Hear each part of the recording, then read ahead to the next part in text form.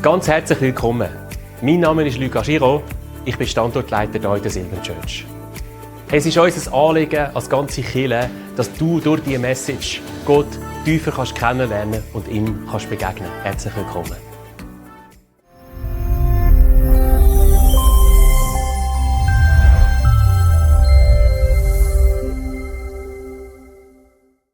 Ja, was ist deine Antwort? Wer ist Jesus für dich? Und vielleicht ist das eine einfache Antwort, also sehr eine offensichtliche, wo du sagst, hey, ja klar, Jesus Christus ist der lebendige Gott, der Retter von dieser Welt, so wie es der Simon Petrus auf die Frage von Jesus geantwortet hat. Und es ist ja spannend, oder? Der Sohn vom lebendigen Gott heisst, er ist auf der gleichen Ebene mit Gott. Er ist Schöpfer, er ist der Anfang, der Vollender, er ist der Retter, er ist der, der Antworten geben kann, der Heil geben kann, der Ewigkeitsleben geben kann, Ewigkeitswerk geben kann. Und Christus heisst ja der Gesalbte, der Retter von dieser Welt. Und ich weiss nicht, was deine Antwort ist, vielleicht ist sie ja klar, es ist Jesus, vielleicht ist es auch eine andere Frage, aber ich möchte ein bisschen tiefer bohren. Wer ist Jesus für dich in deinen Wert?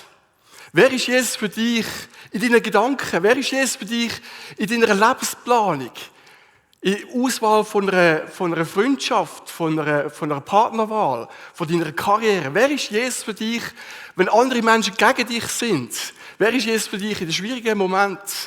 Vielleicht auch in den Zeiten, wo du Leid hast oder wo du keine Antworten hast, wo du Fragezeichen hast. Wer ist wirklich, wenn es darauf ankommt, wenn es schüttelt und rüttelt, wer ist Jesus für dich? Und ich habe auch so eine Wüstenzeit gehabt, wo ich genau die Frage auch gestellt habe. Und ich habe gar nicht gewusst, dass Wüsten so schön sein können. Das ist entstanden am 6. Uhr morgens, ich bin früh aufgestanden. Und zwar ist das so gewesen, ich habe vor ein paar Monaten jetzt schon sehr eine schwierige Zeit gehabt, gesundheitlich. Und habe Gott gesucht in der Wüste. Ich habe gefunden, ich muss einfach Zeit haben, in dieser Einöde mit Gott die Frage zu stellen. Wer ist Jesus für mich, wenn es mir schlecht geht? Wer ist Jesus für mich, wenn ich Schmerzen habe, wenn ich es nicht mehr aushalte, wenn ich mich frage, wie geht es weiter? Und die Antwort dazu will ich euch dann am Schluss sagen. Aber frag dich das mal. Wer ist Jesus für mich, wenn es nicht mehr weitergeht? Und genau in dieser Spannung redet der Lukas ein und gibt uns eine Antwort. Und sogar Jesus selber gibt ganz am Schluss vom Lukas-Evangelium gibt dort die Antwort, der Auferstandene gibt die Antwort, wer ist überhaupt Jesus, wenn es rüttelt und schüttelt. Ich nehme gerade noch eine Trinkpause. Ich habe immer noch so doofe Medikamente. Aber das gibt manchmal auch Pause, um sich zu überlegen. Oder? Manchmal geht es so schnell durch so eine Predigt. Und die Antwort auf die Frage, wer ist Jesus für dich, ist auch eine spannende. Ganz am Schluss werden wir sehen, du kannst Jesus voll und ganz vertrauen, weil es um dich geht. Der erste Punkt, den wir jetzt anschauen möchten, Einzigartigkeit von Jesus, die Überlieferung, bestätigt die Einzigartigkeit von Jesus. Und wir fangen gerade an, Barbara hat gesagt, wir gehen durch das Lukas-Evangelium und es ist etwas Wertvolles, Bibeln aufzuschlagen, wenn du sie dabei hast, kannst du das auch machen, sonst ist es hinten dran projiziert. Wir fangen an, Lukas 1, 1-4. Da heißt es, verehrter Theophilus, viele haben schon über die Ereignisse geschrieben, die bei uns geschehen sind. Dabei haben sie die Berichte der ersten Jünger zugrunde gelegt, die mit eigenen Augen gesehen haben, wie Gott seine Verheißung erfüllt hat. Ich habe all diese Berichte von Anfang an sorgfältig studiert und beschlossen, alles in geordneter Folge für dich aufzuzeichnen. Auf diese Weise kannst du dich von der Zuverlässigkeit der Lehre überzeugen, in der du unterrichtet wurdest. So viel, was in der Bibel steht. Und das Interessante ist, wie das Evangelium anfängt. Oder es sind nicht irgendwelche Visionen am Anfang, nicht irgendwelche Lehrsätze, nicht irgendwelche, ich habe irgendetwas gespürt, nicht etwas Mystisches, nicht irgendwie spürst mich, fühlst mich, sondern schon fast wissenschaftlich, oder? Und was auch spannend ist, er fängt ja an mit lieber Theophilus. Irgendein Typ, der er kennt hat, der gesagt hat, hey, ich möchte dir einen Brief schreiben. Ich möchte dir einen Brief schreiben und aufzeigen, was stattgefunden hat. Und dann heisst es im Vers 1, viele haben berichtet. Das war nicht nur einfach einer, das ist nicht nur einfach ich, der Lukas, sondern es sind ganz viele andere, die auch berichtet haben. Und wenn es viele sind, was heisst das? Du kannst nachfragen, hast du das auch erlebt? Hast du das Wunder auch gesehen? Hast du das auch so erlebt mit Jesus? Es sind viele, und viele heisst auch, er sagt auch dem Theophilus, hey, du kannst andere fragen. Gang fragen. Es hat Augenzeuge, die haben das erlebt. Mit eigenen Augen, die haben das gespürt. Die sind dabei gewesen, wo der Lami angefangen hat zu laufen, wo das Wunder passiert ist. Gang fragen. Und es ist in einer Zeit, sagt der Lukas, wo jetzt ist. Es sind Menschen, die jetzt noch leben. Es ist nicht irgendwo im Hinterpfupfigen, sondern es ist da passiert. Da passiert mit Menschen, die leben. Und es haben andere darüber geschrieben gehabt. Und das heisst, du kannst es überprüfen. Du kannst nachfragen, ist es wahr? Und der Theophilus hat einen Augenzeug fragen, Vers 2, oder? Heisst es, Augenzeuge, Menschen, die dabei sind, die es gehört haben. Und eine genauere Übersetzung heisst, die von Anfang an Augenzeugen und Diener des Wortes gewesen sind. Und was macht ein Diener?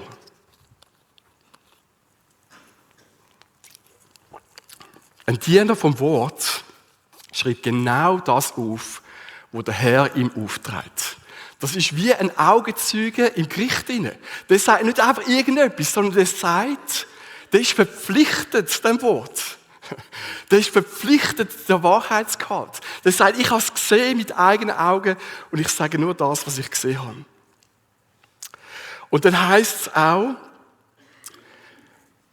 das Wort sorgfältig, dass er das Wort sorgfältig überliefert hat.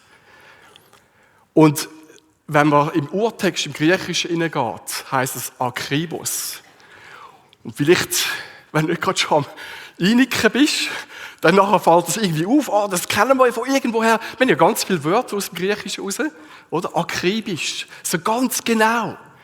Akribisch hat er alles, was er gehört hat, fein, säuberlich aufgeschrieben. Und das Lukas-Evangelium ist das, was am chronologischsten von allen Evangelium ist. Also wenn du wissen willst, wie hat alles stattgefunden, musst du den Lukas lesen. Er sagt, ich habe es akribisch, genau, fein, säuberlich aufgeschrieben, dass du kannst wissen, hey, es ist wahr. Und im Dezember hatte ich die Knieoperation, ich habe es auch schon erzählt, ich musste Kreuzband-Meniskus flicken. Und dann ist mir nach dieser Anästhesie das so schlecht gegangen. Ganz viele Menschen hier in der Kirche haben gebetet, so ein Unwohlsein, Schlechtsein. Und der Anästhesist, der Arzt, hat nicht gewusst, was machen. Und was ein bisschen schwierig war, ist, zwischen Weihnachten und Neujahr interessiert es niemand. Da haben alle anders vor, Ferien. Und dann bin ich einfach da allein gewesen, es ist nicht gegangen, ich hatte Schmerzen gehabt. Und was macht man in so einer Situation, wenn man nicht mehr weiter weiss, heutzutage? Genau, hast du da gehört, man fragt ChatGPT, habe ich gemacht, oder? Habe ich ein paar Fragen gestellt. Und dann je nachdem, wie ich die Frage formuliert habe, ist wieder ganz etwas anderes rausgekommen. Und es ist nicht hilfreich gewesen, es ist manchmal fast beängstigend gewesen. Und da hast du nicht so recht gewusst, was musst du jetzt machen. Es ist nicht hilfreich gewesen. Und wir kennen einen guten Freund, der heisst Lukas.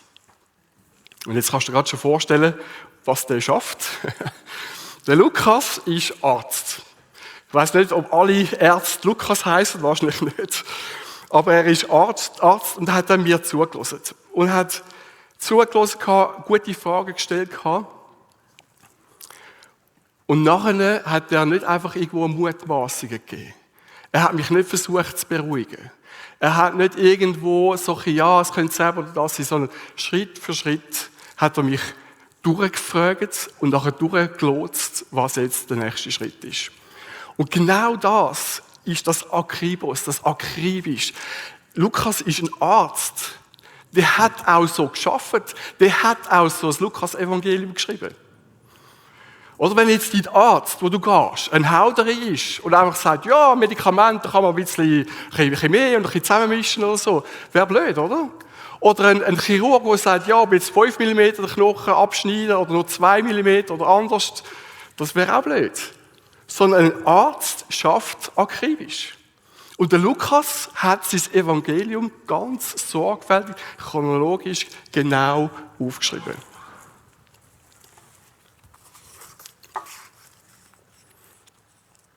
Sein Ziel sehen wir im Vers 4. Damit du, der Theophilus, oder auch ihr, die jetzt zuhört, dich von der Zuverlässigkeit der Lehre überzeugen kannst. Und das Wort zuverlässig, wenn man das auch wieder im Grundtext anschaut, heisst es ein fester Boden. Oder wenn es rüttelt und schüttelt, brauchst du keine Mutmaßungen. Dann musst du wissen, es verhebt. Ich kann auf dem Fundament stehen und es ist wahr. Es ist nicht einfach nur mystisch, es ist nicht einfach nur Gefühl, sondern es ist etwas, das verhebt. Du kannst, und was ich eben auch schön finde, ich weiß nicht, ob du so ein Kopfmensch bist. Wer würde sagen, er ist eher so ein Kopfmensch? Einige, oder? Und es gibt die Kopfmenschen, die sagen, hey, ich muss das irgendwo sehen. Ich muss das können verstehen, ich kann nicht einfach blind glauben. Und die gute Nachricht, die der Lukas dir sagt, ist, du musst nicht blind glauben. Du kannst, du darfst, du sollst, du kannst überprüfen gehen, du kannst nachschauen gehen, forschen gehen. Aber bis in dem, dass du wirklich kritisch bist, bis ehrlich.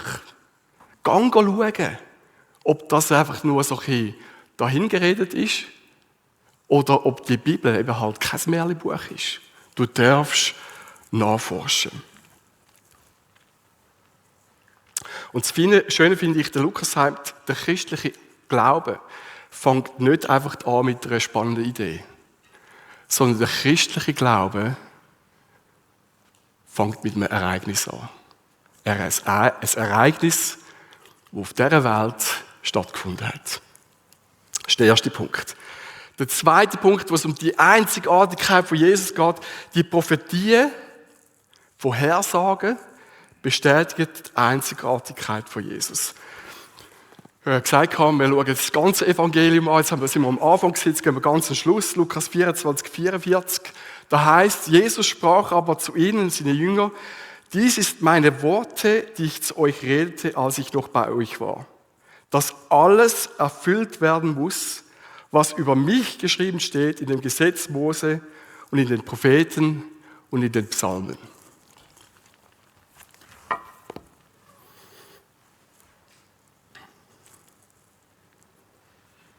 Oder er eröffnet seine Jünger etwas Tiefgründiges. Alles, was im Gesetz, in den Propheten, in den Psalmen, das ganze Alte Testament steht, weist auf eine einzige Person hin.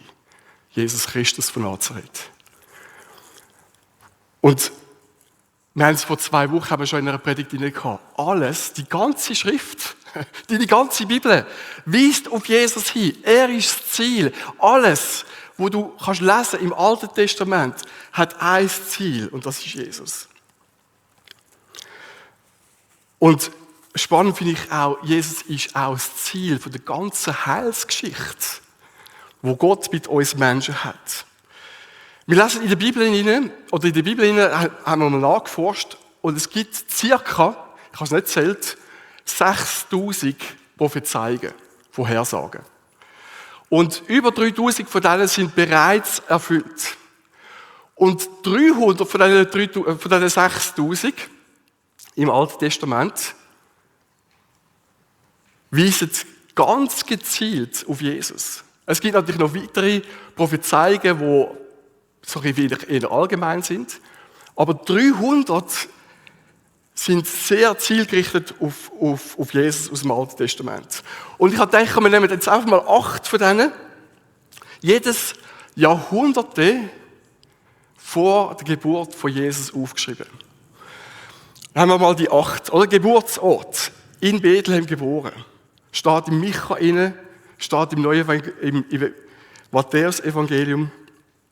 Art von der Geburt. Von einer Jungfrau geboren. Der Verrat. Der eigene Freund, der ihn verraten tut. Das Todesjahr steht sogar ja da drin. Die Art vom Tod zwischen Verbrechern gestorben. Kein Knochen gebrochen. Durchbohrt in der Seite. Und die Grablegung im Grab vom Reichen. Und jemand hat mal ausgerechnet, was die Wahrscheinlichkeit ist, dass all die Prophezeiungen auf eine Person zufallen. Und die statistische Wahrscheinlichkeit ist 1 hoch 10 hoch 17. 1 zu 10 hoch 17. 10 hoch 17, das sind recht viele Null. Sie zählt, das sind 17 Null. So hoch ist die Wahrscheinlichkeit, dass all die Prophetien auf eine Person sich zutreffen tun. Eine unglaubliche Zahl, wo man kann sagen, hey, das war nicht einfach Glück gewesen. Das ist ganz klar zielgerichtet gewesen. Jetzt gibt es oft so den Einwand zu diesen Prophezeiungen auf Jesus hin. Ja, es kann ja sein, dass die Prophezeiungen erst später geschrieben worden sind. Oder? Dass man gesagt hat, okay, das ist passiert, also schreiben wir all die Prophezeiungen auf Jesus hin. Und es gibt einen anderen Einwand, dass man sagt, ja, die Schreiber im Neuen Testament, die haben halt nachgeschaut. Die haben geschaut, was hat es für Prophezeiungen. Also komm, schreiben sie so, dass es da eine Prophezeiung hat auf Jesus hin. Und die klare, sehr einfache Antwort. 1947, also in den 50er Jahren ungefähr, haben wir in der Wüste von Qumran Schriftrollen gefunden vom Alten Testament. Man hat eine ganze Jesaja-Rolle gefunden, ich habe ein Bild mitgebracht, kannst du nachschauen im Museum in Israel. Und dann hat man gesagt, oh spannend, komm, wir gehen nachschauen, ob das, was jetzt in dieser Jesaja-Rolle steht, ob das übereinstimmt mit meiner Bibel. Und ich kann dir sagen, es ist haargenau das Gleiche. Bis auf ein paar kleine, unbedeutende Nuancen ist es genau das Gleiche. Und in Jesaja hat es so viele Prophezeiungen auf Jesus. Und die Jesaja-Rolle, das Alter von dieser Jesaja-Rolle ist 200 Jahre vor Christus. Also man hat nicht nachschauen und abschauen, sondern es ist vor der Geburt von Jesus aufgeschrieben worden. Zudem, wegen dem, man hat halt einfach irgendwie die Prophezeiungen dazu gedichtet. Also, es ist ja recht schwierig, oder? Also, eine Jungfraugeburt kannst du nicht einfach inszenieren, oder Knochen brechen. Da kannst du nicht einfach irgendwo sagen, ja, das will ich. Das ist außerhalb von deiner Handlungsfähigkeit. Oder als Geburtsort kann man nicht wählen. Man kommt einfach dort auf die Welt. Jesus ist kein Zufall. Er ist keine Legende. Er ist die Erfüllung und ist die Antwort von tausenden Jahren vorhergesagte prophetische Erwartungen und Prophezeiungen. Und all diese Prophezeiungen laufen auf eine Person zu, auf Jesus Christus. Ist doch nicht wunderbar, oder? Dritter Punkt, Einzigartigkeit von Jesus. Seine Sendung bestätigt die Einzigartigkeit von Jesus. Er ist persönlich für mich gestorben. Nochmal Lukas 24, 44. Jesus aber sprach zu ihnen, dies sind meine Worte, die ich zu euch redete, als ich noch bei euch war, dass alles erfüllt werden muss, was über mich geschrieben steht. In den Gesetzen Mose, in den Propheten und in den Psalmen. Alles erfüllt werden muss. Was heißt denn das? Und wenn man in den Kontext hineinliest, heisst das Leiden, Tod, Auferstehung. Das hat müssen passieren. Das war nicht einfach irgendein Unfall gewesen, sondern es ist weit voraus vorhergesagt worden, Jesus muss leiden, Jesus muss sterben, Jesus muss auferstehen. Und vielleicht klingt das in unseren aufgeklärten Ohren ein bisschen sonderbar. Oder bei mir Wenn ich Einzigartigkeit müsste definieren, dann wäre das Stärke, dann wäre das, dass die Leute mich toll finden, dann wäre, dass ich etwas hinterlassen kann, dass ich irgendwo Karriere gemacht habe, dass ich irgendwo beliebt bin. Aber die Einzigartigkeit von Jesus war sein Weg als Kreuz. Das Überwinden vom Tod. Der grösste, allergrößte Triumph, den es in der ganzen Menschheit gibt. Und es war nicht einfach Plan B.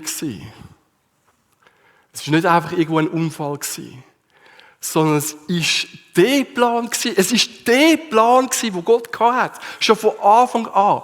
Schon von Anfang, von der Grundlegung dieser Welt ist klar gewesen, dass Jesus auf die Welt kommt, am Kreuz stirbt, damit er all die Schuld, die Trennung von uns und Gott auf sich nimmt.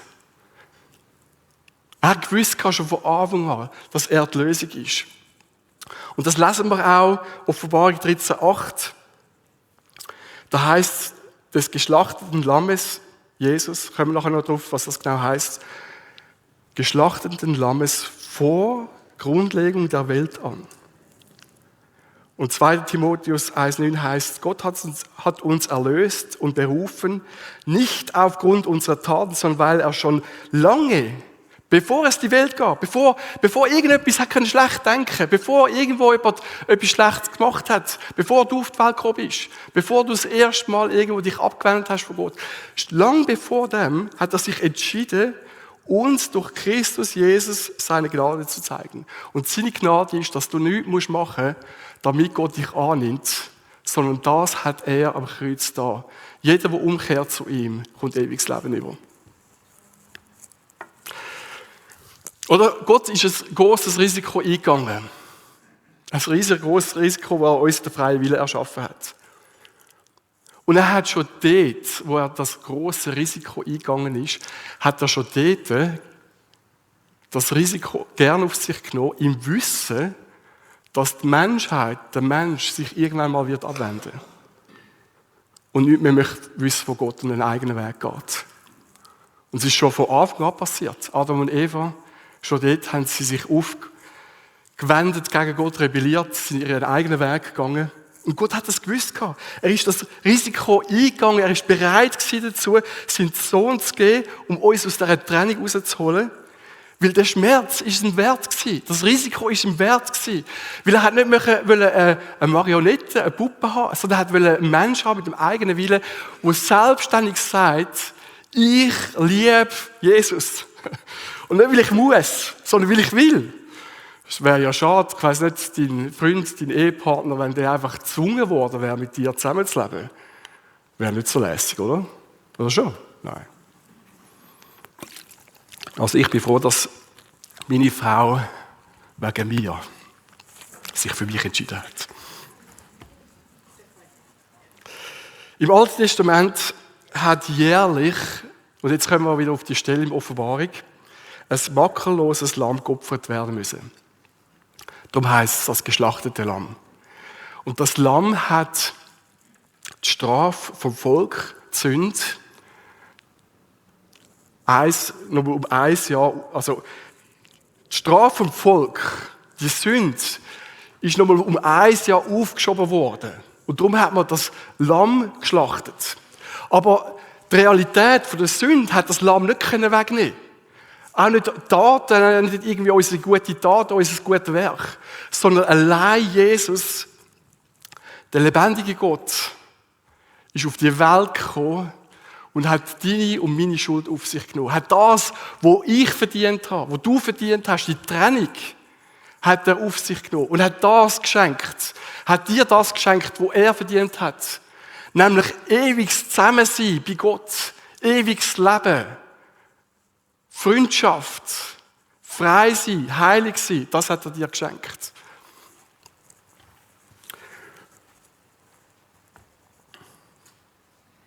Und das ist der Hinweis von dem Lamm, wo geschlachtet worden ist. Es war eine Prophezeiung auf Jesus. Es wird einer kommen, der ein für alle Mal alles wegnimmt. Es gibt nichts, wo du gemacht hast, wo er nicht auf sich nehmen könnte. Aber es ist ein freier Wille, den du hast. Du musst auch sagen, Jesus, ich kann es nicht selber. Ich bin nicht genug gut. Sondern ich brauche deine Erlösung. Ich brauche deine Gnade. Ich brauche, dass du meine Schuld von mir wegnimmst, mich frei machst. Dich umkehrst von deinem Leben allein. Und sagst, Jesus, ich brauche dich. Ganz ein einfaches Gebet. Jesus, ich brauche dich.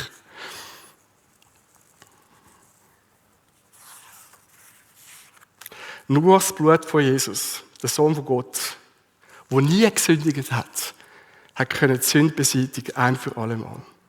Und das makellose Lamm, das Gott uns gegeben hat alles getragen. Alles getragen. Schau, in unseren Anbetungsliedern singen wir ja oft, es geht nur um Gott. Haben wir vorher auch gesungen. Es geht nur um dich, Jesus. Und das ist auch richtig so. Dein ganze Leben soll um das gehen. Es geht nicht um dich. Falls du das nicht gewusst hast, sorry, dass ich dir das am Sonntagmorgen sage, es geht nicht um dich. Oder? Dein ganze Leben, deine Entscheidungen, deine Finanzen, deine Werte, alles. Es geht um Gott. Ich bete ihn an. Ich weiss nicht, wie es dir gegangen ist jetzt mit den Liedern singen. Vielleicht hast du links und rechts gedacht, hast du gedacht, ich kann und jenes. Hey, anbeten heisst, es geht nicht um mich. Ob ich es jetzt gerade spüre oder fühle oder ob ich es gerade toll finde. Sondern es geht allein um Gott. Aber am Kreuz sehen wir ganz eine andere Haltung von Gott. Am Kreuz sagt Gott, es geht nur um dich. Nur um dich. Oder wo Jesus ans Kreuz gegangen ist. Das war nicht ein Gruppenprojekt, wo er gefunden hat, okay, wir kaufen jetzt die ganze silberne Church und alle in einem Familienpaket zusammen. Und du hast gerade noch Schwein gehabt, gerade noch Glück gehabt, dass es dich auch noch verwünscht hat, dass er gerade auch noch für dich gestorben ist, dass er das auch noch von dir weggenommen hat. Nein, er schaut dir von Angesicht zu Angesicht in die Augen hinein und sagt, ich habe es allein für dich gemacht. Wenn es nur um dich gegangen wäre, ich hätte es gemacht. Wenn ich nur für dich gestorben wäre, ich hätte es gemacht. Nur allein wegen dir bin ich auf die Welt gekommen und habe elendig am Kreuz bin ich gestorben. Und Jesus hat sich vollkommen auf dich konzentriert. Es hat ihn nichts davon abgebrungen, zu leiden, den Weg zu gehen, egal was. Er hat es überhaupt nicht gespürt. Es ist sehr viel, es hat viel gekostet. Und glaube mir, wenn es einen einfacheren Weg gegeben hätte, Jesus wäre dort gegangen. Wenn es einen einfacheren Weg gegeben hätte, hätte das Gott auf sich genommen. Römer 8, 32 heisst, Gott, der doch seinen eigenen Sohn nicht verschont, sondern ihn für uns alle hingegeben hat, wie wird er uns mit ihm nicht alles andere schenken? Ich weiß nicht, wie es dir geht, aber ich muss es mir immer wieder sagen. Wenn Gott sein absolut Wertvollste gegeben hat, ich meine, Gott hat Himmel und Erde geschaffen, das Universum. Wenn Gott sein Allerwertvollste gibt, wieso habe ich noch Zweifel, dass Gott nicht für mich ist? Wieso habe ich noch Zweifel, dass er nicht alles dazu wird wenden, dass es gut kommt? Wer hat einmal Zweifel? Also ich habe einmal Zweifel, oder? Aber da innen sehen wir das Wertvollste. Gott hat das Allerwertvollste gegeben. Und er hat es bereitwillig gemacht. Er hat nicht gedacht, also gut, muss ich jetzt halt Jesus schicken, oder? Ja, die Menschen sind das wirklich die Hinterletzten. Nein, er hat es mit Freude gemacht. Er hat mit einer Liebe zu dir, mit einer Freude, es hat ihn alles gekostet. Es war nicht irgendwo Begeisterung, aber mit Freude hat er gesagt, ich werde die Menschen aus dieser Trennung rausholen. Ich werde dich, Stefan, ich werde dich, Marianne, ich werde dich aus der Trennung rausholen. Und er hat das gern gemacht. Du bist es wert, dass ich für dich allein sterbe. Vielleicht musst du das ein paar Mal sagen, wenn du denkst, ja, wer bin ich schon? Du bist es wert, dass ich das Allerwertvollste gegeben habe.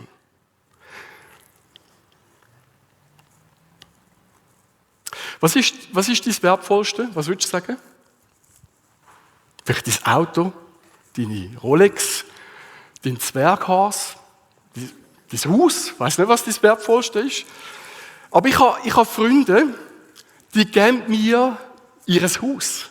Die geben mir ihr Auto. Oder? Die wissen, dass ich anständig fahre, meistens. So. Die geben mir ihr Wertvollste. Jetzt, mein Wertvollste, wenn ich ganz ehrlich bin, sind es nicht Sachen wie Auto oder Haus, sondern meine Familie. Das sind meine Kinder, ist meine Frau.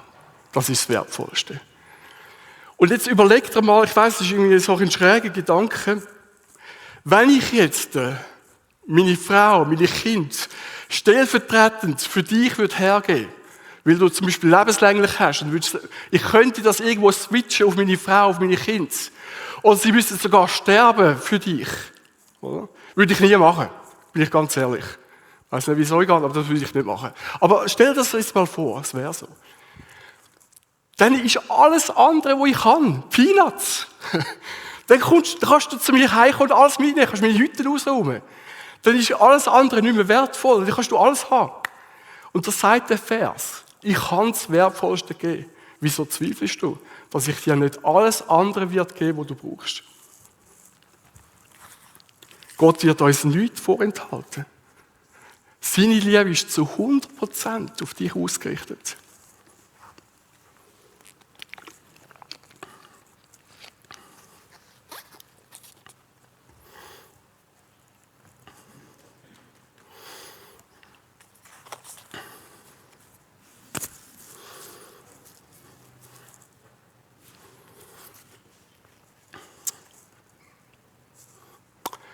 Yes, wir sind schon fast beim Schluss. Wir haben ja die Frage gestellt, warum können wir Jesus voll und ganz vertrauen? Und ich habe gefragt, was müsste passieren? Was müsste passieren, damit ich Jesus wirklich vertraue? In jedem Lebensbereich, in jeder Schwierigkeit, in jeder Situation, in jedem Stress, in allem, was gegen dich läuft. Und der Lukas und Jesus haben uns ganz klare Antwort gegeben, eine dreifache Antwort. Ich habe sie nochmal eingeblendet. Das erste ist, Jesus ist historisch bezeugt. Der Lukas war ein Arzt, der akribisch, überprüfbar, Augenzeuge, alles aufgeschrieben hat. Es ist kein Mythos, es ist ein Ereignis. Du musst nicht einfach fest glauben.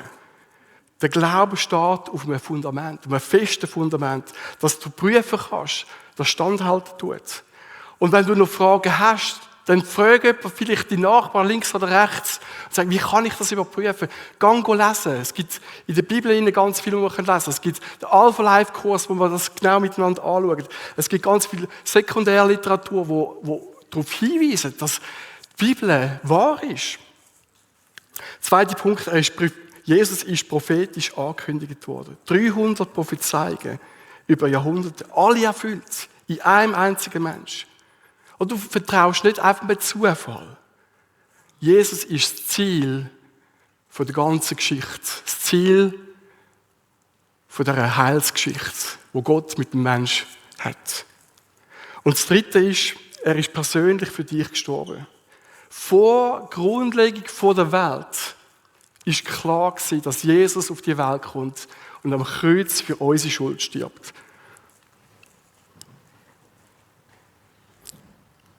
Und er hat das nicht gemacht, weil er müssen, sondern weil er wollte. Weil er dich gesehen hat, weil er es für dich gemacht hat. Du bist ihm wert, du bist nicht egal. Das wertvollste von Gott hat er uns geschenkt. Und ich glaube, das ist der Beweis genug, dass er alles andere uns wird geben.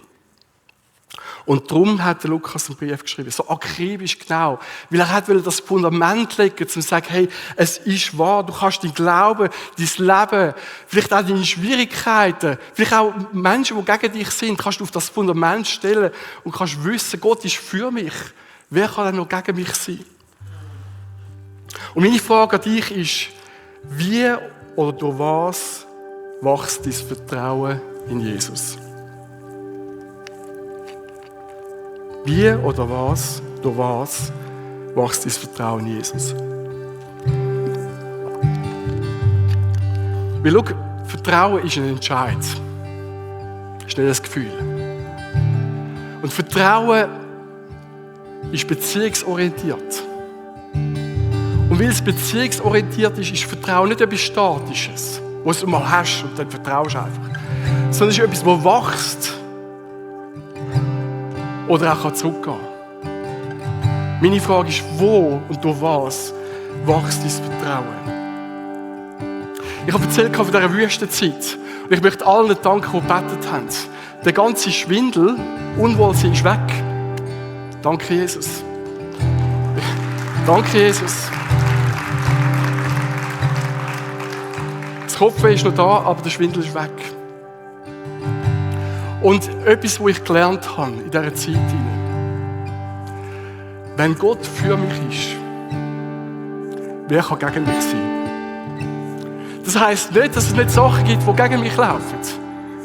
Bei mir jetzt Gesundheit, vielleicht sind es andere Menschen in deinem Fall. Aber wenn ich anfange, die Perspektive von Gott einzunehmen, dann gibt es nichts, das gegen mich sein kann. Dann hat niemand Mitspracherecht. Aber ich muss mich entscheiden, ganz oft glauben wir dieser Lüge. Und denke, Gott ist nicht für mich und andere Menschen sind nicht für mich. Aber wenn du anfängst, das zu vertrauen, zu glauben, dass Gott für mich ist, dann hat das andere kein Mitspracherecht. Verstehst du?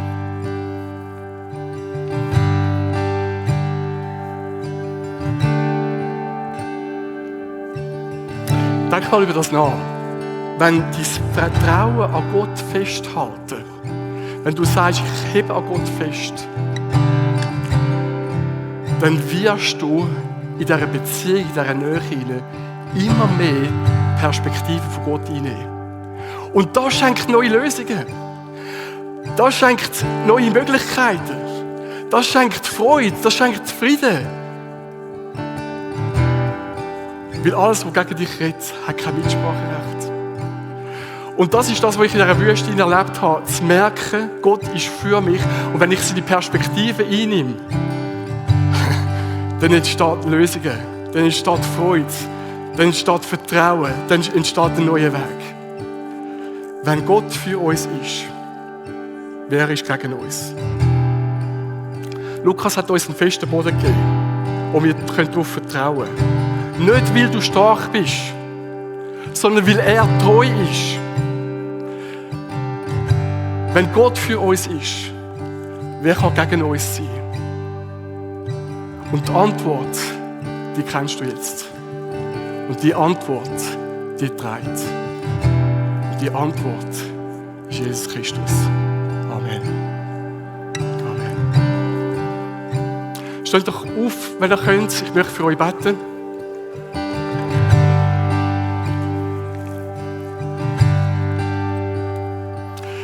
Vater im Himmel, ich danke, dass du heilst und befreist. Danke, was du in meinem Leben hineingetan hast. Ich danke dir auch für alle, die mitgebetet haben. Es ist so etwas Geniales, dass du ein lebendiger Gott bist, der für uns ist, der treu ist. Und Jesus, jetzt kommen wir vor dir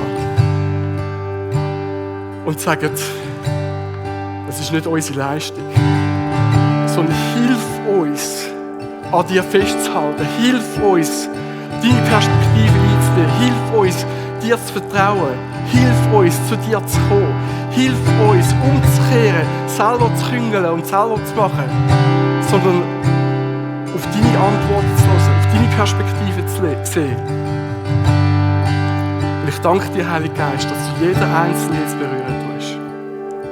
Und dass du mit jedem Einzelnen gehen wirst. Amen.